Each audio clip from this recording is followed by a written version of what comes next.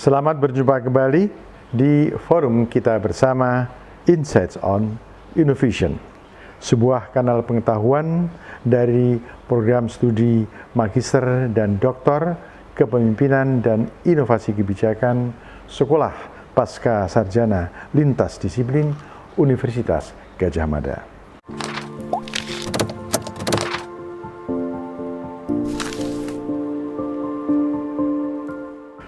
Baik, saudara-saudara, hari ini kita mendapatkan tamu yang istimewa, yaitu Dr. Sukamdi, MSc. Beliau bisa kita hadirkan kali ini, dan kita akan berbincang tentang tema yang menjadi ekspertis dari beliau, yaitu terkait dengan inovasi kebijakan di bidang kependudukan, ya.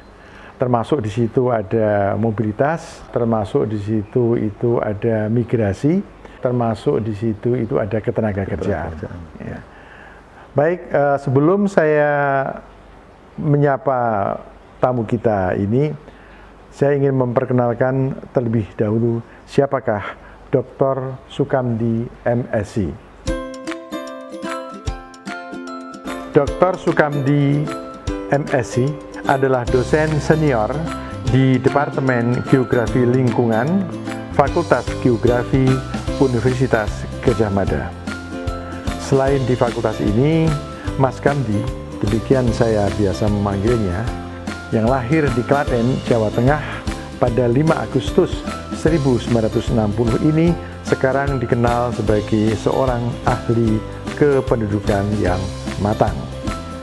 Keahlian ini salah satunya ditempa di Lembaga Kependudukan yang ketika Mas Kamdi masuk sudah berubah nama menjadi Pusat Penelitian Kependudukan atau PPK. Lalu lembaga itu berubah nama menjadi PPSK, Pusat Penelitian dan Studi Kependudukan. Dan ketika Mas Kamdi mendampingi Dr. Agus Trianto sebagai Sekretaris Kepala PSKK, lembaga ini berubah lagi menjadi nama yang sekarang PSKK, yaitu Pusat Studi Kependudukan dan Kebijakan UGM. Mengikuti konsep climbers dari Prof. Joko Santoso Mulyono yang saya wawancara sebulan yang lalu, Mas Kamdi merangkak dari bawah di Lembaga Kependudukan yang maju ini sebagai asisten peneliti. Dalam statusnya sebagai asisten peneliti ini, sarjana S1 Fakultas Geografi ini meneruskan belajarnya di fakultas yang sama dan mendapatkan master di Geografi Penduduk pada 1984. Beberapa tahun setelah itu, Mas Kamdi masih belum puas dengan gelar masternya di UGM. Kemudian beliau berkelana menimba ilmu di negara Paman Sam, yaitu ke Florida State University untuk belajar ilmu kependudukan di sana dan berhasil mendapatkan gelar MSc dari universitas tersebut pada 1990. Sepulang dari studinya di Amerika, Mas Kamdi kembali ke UGM. Suami dari Endang Agustiningsih dan bapak dari 4 anak, Diah Primasari, Desta Serawanto, Anggito Farwani, dan Aveinia Safira ini tetap mengajar di fakultasnya. Mas Kamdi juga aktif sebagai peneliti di lembaga yang membesarkannya yang ketika itu bernama Pusat Penelitian Kependudukan atau PPK UGM.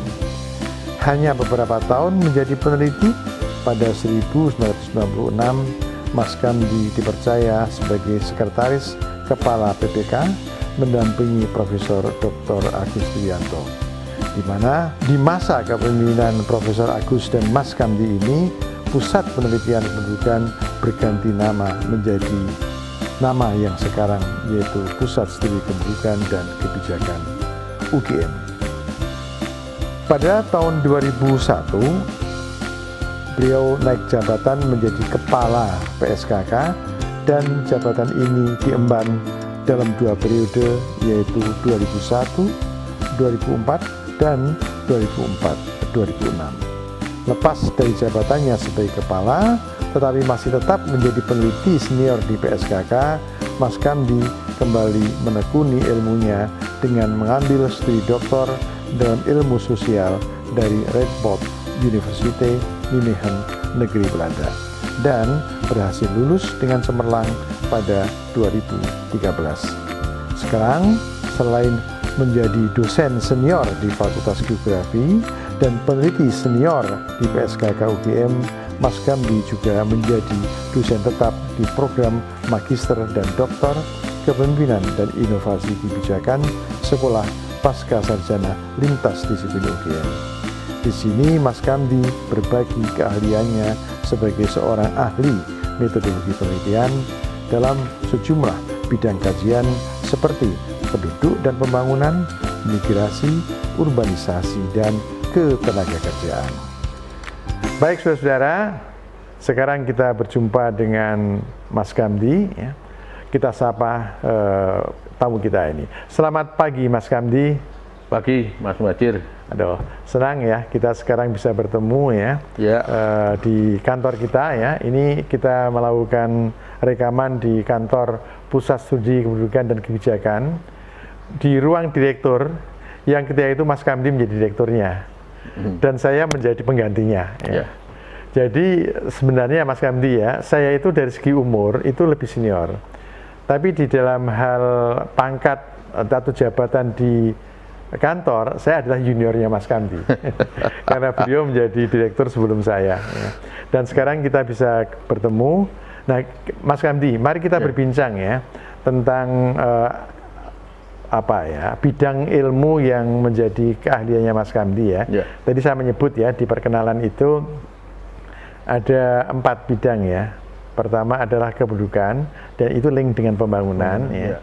Kependudukan kan luas ya, ada aspek fertilitasnya, ada aspek migrasinya, ada aspek mortalitasnya ya. Dan itu link dengan kebijakan yang banyak ya. Ada keluarga berencana, ada transmigrasi, pengendalian urbanisasi dan sebagainya. Dan kemudian juga mempunyai keahlian juga ya, tadi migrasi sama urbanisasi itu juga mengenai ketenagakerjaan. Nah, dalam keempat bidang inilah kita coba mendiskusikan, tapi kita linkkan dengan inovasi kebijakan. Ya.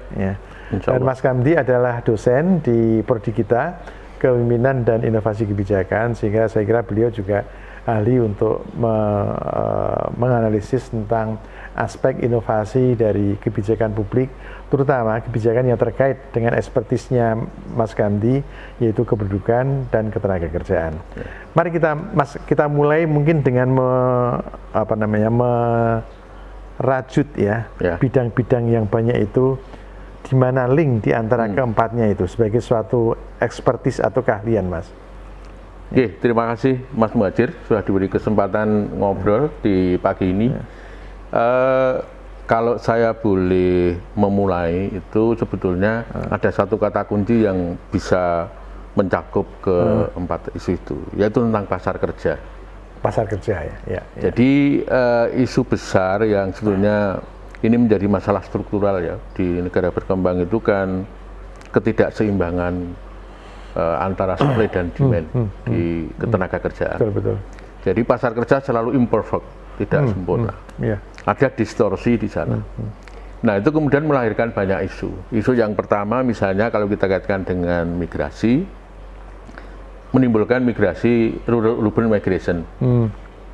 Kemudian itu menimbulkan masalah urbanisasi. Ya. Dan kalau kemudian kita kemas dalam skop yang lebih luas, bicara tentang kependudukan dan pembangunan, core-nya itu ada persoalan-persoalan itu ada di kependudukannya gitu. Jadi sebenarnya meskipun kelihatannya ada 4 isu ya, tapi sebenarnya kalau kita coba gabungkan ini untuk melihat masalah pokoknya di mana, maka saya bisa mengatakan itu di persoalan labor market, pasar kerja. Oke, pasar kerja menjadi suatu titik temu ya di antara bidang-bidang itu. Dan dalam poin ini pasar kerja itu mungkin ada satu isu sosial, isu kebijakan tertentu yang penting ya untuk menjadi perhatian pemerintah atau perhatian kita bersama. Apa isu menonjol dalam pasar kerja di sini, Mas? Ya, begini Mas Muhadjir. Jadi kan kalau kita bahasa Jawanya petani ya. Kalau kita coba petani isu yang muncul dari imperfect labor market itu kan sebenarnya banyak luas. Contohnya misalnya kita bicara tentang masalah pengangguran. Kita bicara tentang setengah pengangguran. Kita bicara tentang upah. Ya. Nah, ini kan nanti kalau kita kaitkan dengan isu lain yang lebih luas yang menjadi concern dari pemerintah, misalnya kemiskinan. Jadi kalau kemudian kita harus memilih isu mana yang paling besar, maka sebenarnya kita bisa larikan salah satunya ke kemiskinan. Tapi tidak selalu ke sana karena kita bisa memulainya dari persoalan misalnya pengangguran, dari isu ketenaga kerjaannya. Karena pengangguran di pedesaan misalnya melahirkan migrasi. Pengangguran pasar kerja yang tidak sempurna dan melahirkan pengangguran di Indonesia itu menimbulkan migrasi internasional. Nah, kemudian kalau kita misalnya saya nyoba dari migrasinya saja misalnya, isu tentang migrasi itu kan saya bisa mengatakan orang yang melakukan migrasi, khususnya kalau kita bicara tentang migrasi internasional, itu seperti orang yang terjebak, trapped. Dia terjebak pada satu situasi yang kadangkala kemudian membuat dia tidak bisa keluar dari sana. Ini yang menjadi persoalan. Kemudian ada persoalan ketergantungan. Kalau kita pinjam istilahnya Lewis misalnya, padan katanya kita bisa menjadikan ada the culture of migration. Jadi ketergantungan terhadap migrasi menjadi sangat sangat besar. The culture of migration ya. Dan kita punya problem culture migration yang lemah ya. Isu pokoknya adalah pada ketergantungan. Jadi orang kehidupan migran itu sangat tergantung pada aktivitas migrasi. Betul. Dalam berbagai aspek, sosial, ekonomi, dan bahkan politik. Ya, maksudnya begini Mas. Misalnya penduduk di Indonesia itu kan sebagian besar ada di Jawa ya, yang keberadaannya paling tinggi Jawa. Betul, ya. Dan penduduk Jawa itu tidak memiliki kultur migrasi yang kuat ya. Sehingga mereka bertahan di Jawa. Yang kemudian menjadi persoalan. Ada inovasi kebijakan pada zaman Pak Harto, atau mungkin sudah dimulai juga zaman Bung Karno, bahkan sudah dimulai sejak zaman Belanda, untuk memindahkan orang-orang Jawa itu keluar Jawa melalui program yang namanya transmigrasi gitu ya. Ini kan ada inovasinya di situ ya. Tapi itu inovasi yang sudah lampau Mas. Cuman meskipun itu sudah lampau, sekarang ada upaya untuk memperbarui kembali transmigrasi, sehingga kemudian muncul sekarang kebijakan transmigrasi 4.0 gitu. Nah, coba bagaimana Mas, kita fokus di sini dulu ya, mengenai transmigrasi dan apa inti persoalan yang ada dan bagaimana negara seharusnya mengatasi dan bagaimana inovasi itu dimungkinkan di sini. Terima kasih Mas Muhadjir. Jadi kalau saya melihat kita harus merubah paradigmanya dulu. Kalau kita lihat sejarahnya sejak tahun 1911 sampai sekarang itu kan di awal-awal orientasinya terlalu demografis ya, memindahkan orang. Baik, kemudian Orde Baru ke sini mulai masuk misalnya bicara tentang bagaimana sebetulnya ini bukan soal memindahkan orang tapi bagaimana mengatasi kemiskinan. Betul. Nah, ketika kita bicara tentang demografi, saya bisa mengatakan, saya bisa mengambil kesimpulan gagal. Karena jumlah yang dipindahkan relatif kecil dibandingkan jumlah penduduk yang besar. Demikian juga kalau di kemiskinan, oke lah, banyak orang-orang yang tanpa tanah di Jawa kemudian pindah transmigrasi menjadi berhasil. Nah, sekarang menurut saya paradigma yang memindahkan ini harus diubah untuk kalau terminologi memindahkan itu kan ini direct. Memindahkan orang dipindahkan dengan alasan apapun, demografis atau non demografis.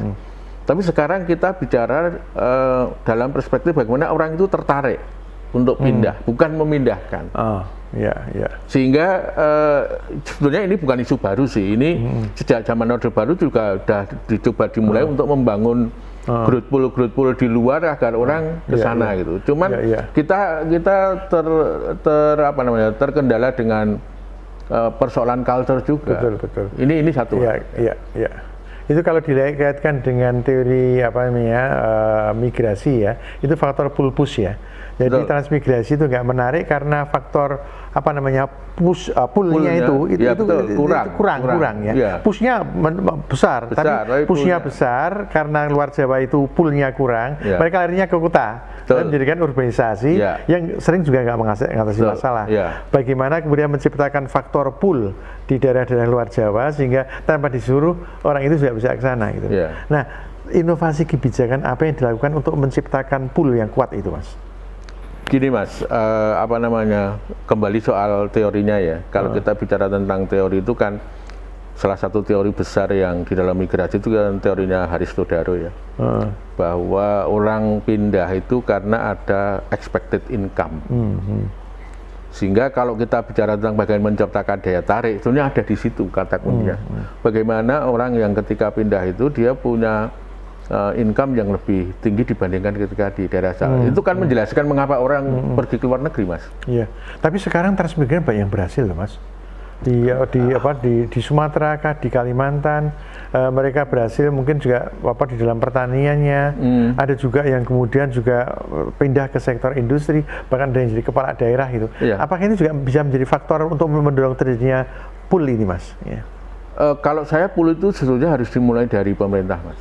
Jadi pemerintah lah yang kemudian membuat mekanisme agar di daerah tujuan yang akan dijadikan daerah tujuan migran itu kemudian memang betul-betul menarik, bukan hanya dari sisi pekerjaan misalnya, tapi juga dari akomodasi terhadap kondisi sosiokultural dan lain sebagainya. Oke, kalau gitu Mas, sekarang kan pemerintah ya, kementerian yang menangani mengenai transmigrasi, pedesaan dan transmigrasi itu kan melakukan inovasi di dalam transmigrasi dengan yang namanya transaksi 4.0.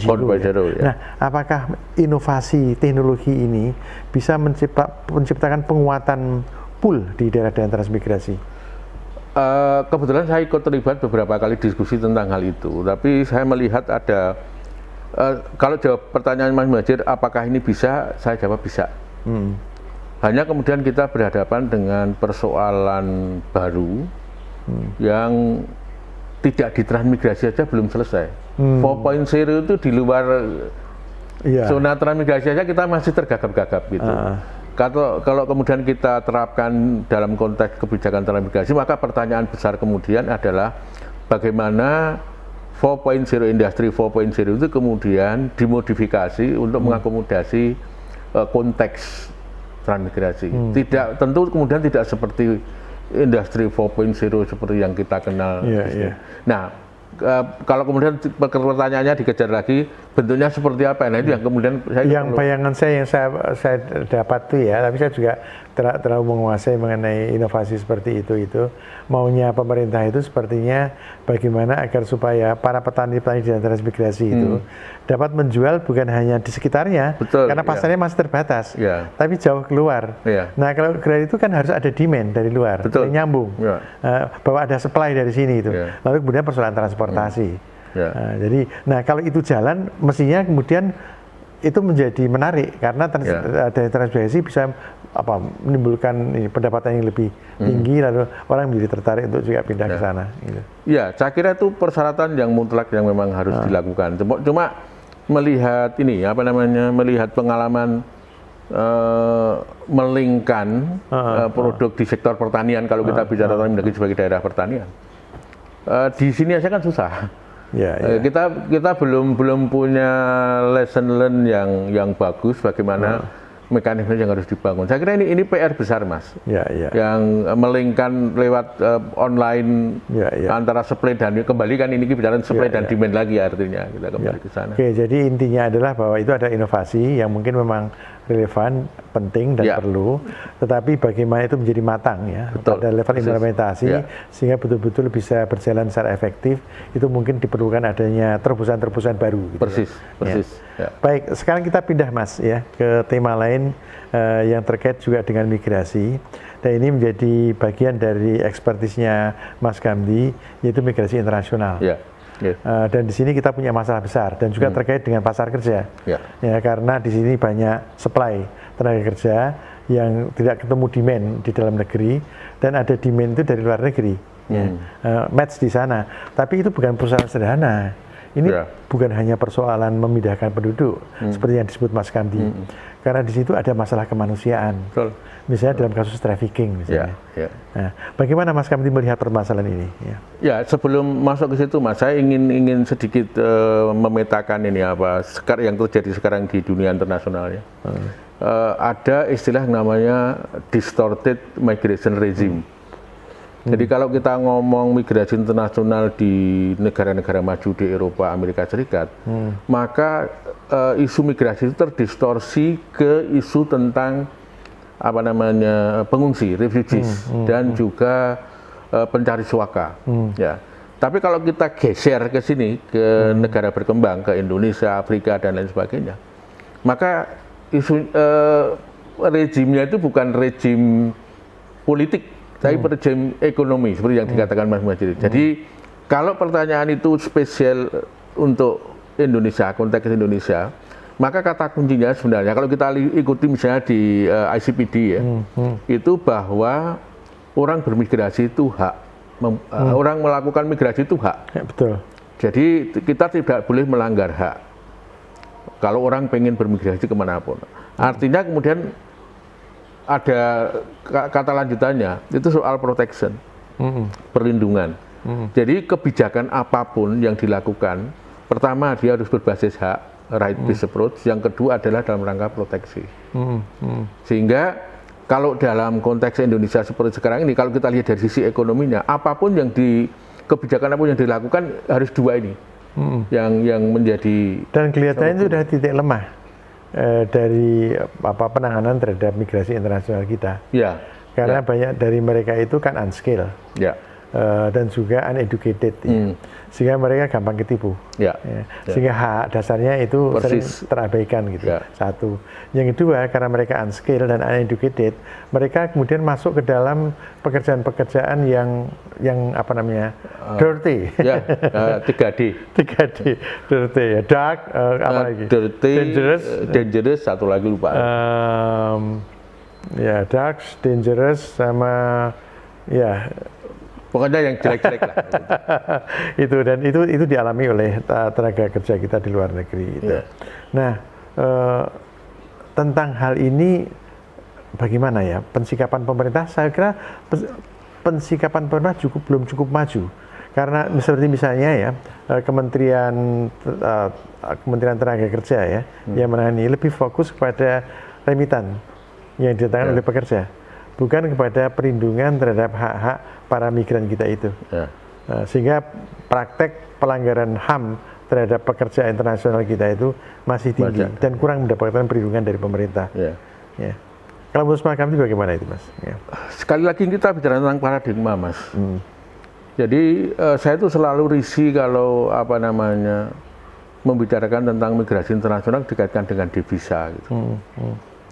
Dan ini mindset seperti ini masih dipegang oleh banyak orang tentang bahwa kita mengirim migran itu kemudian negara akan memperoleh devisa itu menurut saya harus diubah cara pandang seperti itu. Yang namanya kita kebijakan menyusun kebijakan untuk migrasi internasional itu adalah untuk meningkatkan kesejahteraan migran. Di luar itu hanya sampingan. Nah, memang salah satu kata kuncinya ya kalau kita belajar dari negara lain misalnya Filipina misalnya, maka pendidikan migran itu menjadi kata kunci karena mereka kemudian sadar tentang apa. Dan satu lagi, Mas, migrasi di Indonesia itu kan sudah kena kapitalisasi. Karena apa? Karena yang menyelenggarakan migrasi, yang mengirim orang itu adalah perusahaan. Kalau kita ngomong perusahaan, pasti mereka cari untung. Dan cari untung yang paling mudah adalah migran, mengeksploitasi migran. Betul. Nah itu yang harus kemudian, menurut saya kebijakan dari sisi itu kita harus berpikir bagaimana mengurangi ini apa. Contohnya gini, Mas, contoh satu yang paling real gitu. Kalau kita bicara tentang tadi pendidikan, migran bagaimana lebih tinggi, kemudian dia memperoleh pekerjaan yang lebih baik, lebih aware, itu kan tanggung jawab pemerintah. Di UUD 45 jelas. Pendidikan mengapa diserahkan kepada perusahaan? Kemudian mereka menarik ongkos, misalnya menarik biaya dari migran. Harusnya itu for free. dan yang menyediakan pemerintah gitu loh. Betul, betul, ya. Ya ini betul sekali Mas Kamdi ya. Jadi ada persoalan besar ya, di dalam kebijakan publik kita itu terkait dengan apa namanya perlakuan terhadap warga negara ya, yang menjadi migran ya, yaitu perlindungan terhadap hak-hak asasi, hak-hak mereka sebagai penduduk. Perlindungan yang sebenarnya itu kemanusiaan ya. Persis. Fenomena trafficking itu kan fenomena jual beli manusia ya, yang itu ilegal ya. Dan kemudian juga ada di situ di dalam trafficking itu ada unsur pemerasan, ada unsur eksploitasi, kadang-kadang juga dieksploitasi untuk tujuan seksual dan sebagainya, yang pemerintah kurang memberikan perlindungan gitu. Tapi barangkali kita bisa di dalam yang keterbatasan ini tetap juga mungkin ada kebijakan-kebijakan tertentu yang dilakukan pemerintah, meskipun mungkin hasilnya belum efektif. Yang ini bisa kita soroti ya, bagaimana penguatannya ini. Gimana Mas Man ini? Iya Mas, saya kira ini saya lihat sudah dimulai ya. Artinya basisnya adalah kepada kelemahan kebijakan kita selama ini kan karena kadang-kala kita nggak tahu persis yang pergi siapa, kemana, bekerja sebagai apa. Kadang-kala pemerintah juga nggak aware. Maka dengan Internet of Things sekarang, maka itu harus jadi basis untuk pengembangan kebijakan. Misalnya contohnya gini, kerjasama antara Kementerian Dalam Negeri dengan imigrasi misalnya yang sudah mengintegrasikan EKTP dengan imigrasi. Jadi orang yang keluar otomatis tercatat. Pemerintah paham. Selain itu kemudian di daerah tujuan yang namanya kedutaan besar juga harus merespon itu, ditangkap. Mas, menurut saya ada 3 lembaga pemerintah ya yang harus concern ini terkait dengan migrasi internasional ya. Pertama, Mas Kamdi tadi menyebut adalah kedutaan. Kedutaan besar di tempat di mana banyak pekerja internasional. Seperti kedutaan besar sama konjen ya, yang di Malaysia ya, Singapura, di Singapura, kemudian Saudi, di Thailand ya, di Hong Kong, di Arab Saudi dan sebagainya. Mereka harus secara proaktif itu melindungi tenaga kerja kita. Dan ini lemah di kita ya. Orang-orang yang bekerja di sana itu tidak secara spesifik itu memang diberikan mandat untuk melakukan penanganan itu ya. Nah, saya pernah melakukan penelitian di Kuala Lumpur itu, orang mengatakan, Mas, saya menangani ini sebenarnya ini bukan mandat yang diberikan, nggak ada dananya kok. Kita bantingan itu. Nah, itu bagus bantingan, tapi itu menunjukkan lemahnya kan, keberpihakan negara, concern negara gitu. Dan di situ kita perlu penguatan. Mungkin di luar kedutaan ada lagi Mas, lembaga pemerintah yang juga harus concern, seperti misalnya provinsi perbatasan, yang sering mereka itu menjadi tempat pintu lewatnya masuk, pintu masuk. KTP palsu itu dibuat di sana, paspor palsu dan sebagainya itu di sana, sehingga pemerintah yang berbatasan itu harus juga mempunyai peranan. Tapi mungkin juga gini Mas, pemerintah tempat asal itu ya. Misalnya yang dari Jawa itu misalnya banyak dari Gunung Kidul kah, mungkin dari Kulon Progo, mungkin dari Wonogiri. Nah, bagaimana pemerintah daerah ini juga mempunyai hubungan dengan pemerintah daerah di perbatasan. Ketika misalnya ada TKW yang terpaksa harus dikeluarkan dari misalnya Malaysia, dan harus balik ke rumah tapi nggak ada biaya, ini kemudian karena tidak ada yang menangani, nggak bisa balik ke kampung, dan kesering kemudian diambil lagi oleh calo, balik lagi ke Malaysia dan sebagainya. Jadi kelihatannya ini ya Mas ya, bagaimana kita mengembangkan semacam hubungan sinergis antar pemerintah daerah untuk bisa menangani masalah trafficking secara lebih integratif gitu ya Mas. Dan satu lagi Mas, saya kira kita perlu mengapresiasi teman-teman yang diinisiasi teman-teman di LSM ya. Kan sekarang teman-teman dari Migrant Care itu kan membuat yang kita juga di kependudukan ini pernah melakukan penelitian. Tapi dia berangkatnya pada level yang paling bawah dari desa, mengembangkan desa yang dimana desa itu aware tentang siapa yang pergi dan lain sebagainya. Kan selama ini seringkali kalau kita mengunjungi desa nanya nggak tahu misalnya di rumah atau enggak misalnya. Tapi kalau dengan mulai dari bawah. Saya kira saya kok lupa ya nama programnya. Dan itu sudah diadopsi oleh Kementerian Tenaga Kerja. Walaupun memang kemudian yang dikatakan Mas Muhadjir kemudian mencoba melingkan, ini yang saya kira perlu kebijakan yang lebih firm ya, bagaimana pemerintah punya concern, dan tentu ini tidak bisa diserahkan semata-mata pada pemerintah daerah, tapi pemerintah pusat juga harus. Betul. Baik Mas, sudah 2 hal ya kita bahas ya. Tadi pertama ada transmigrasi ya, yang kedua ada migrasi internasional ya, terutama trafficking ya, terhadap perempuan ya, anak juga kadang, TKW dan sebagainya. Nah yang ketiga ini migrasi yang juga sekarang menjadi penting, karena kita di era COVID. Jadi kebijakan pemerintah kan mengendalikan migrasi.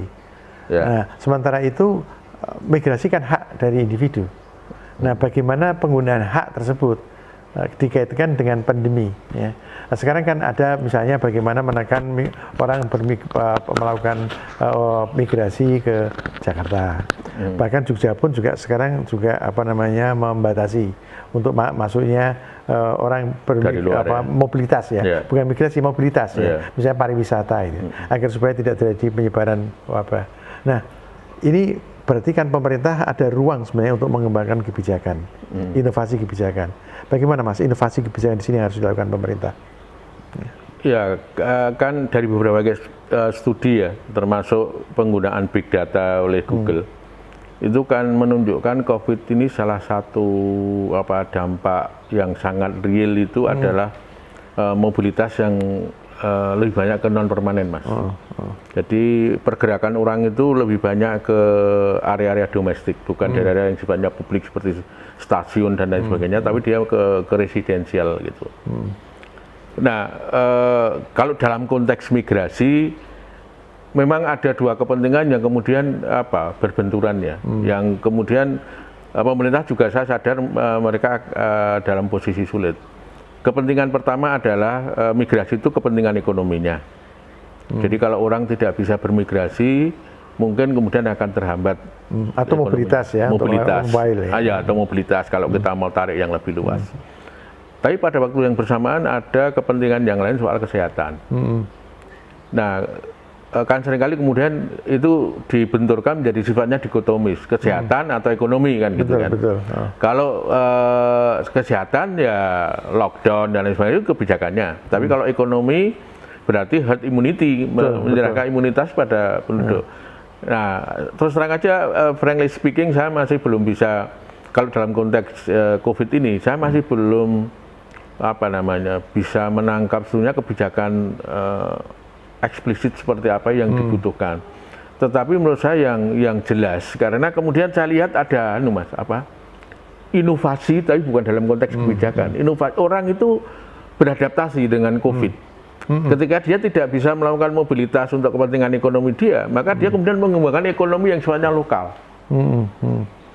Saya kalau misalnya ngowes sepeda itu, sekarang itu tumbuh orang jualan makanan kecil-kecil dan orang tidak perlu lagi pergi ke tempat lain, beli di situ sudah cukup, dan ini mengembangkan ekonomi lokal sebenarnya. Betul. Dan artinya pemerintah kalau mau masuk ke sana, dia harus mampu mengakomodasi, memfasilitasi mereka ini yang mengembangkan ekonomi lokal, kecil ekonomi lokal itu. Iya, jadi memang kadang-kadang masalah itu solusinya tidak harus kebijakan ya. Persis, ya. Tapi inisiatif masyarakat.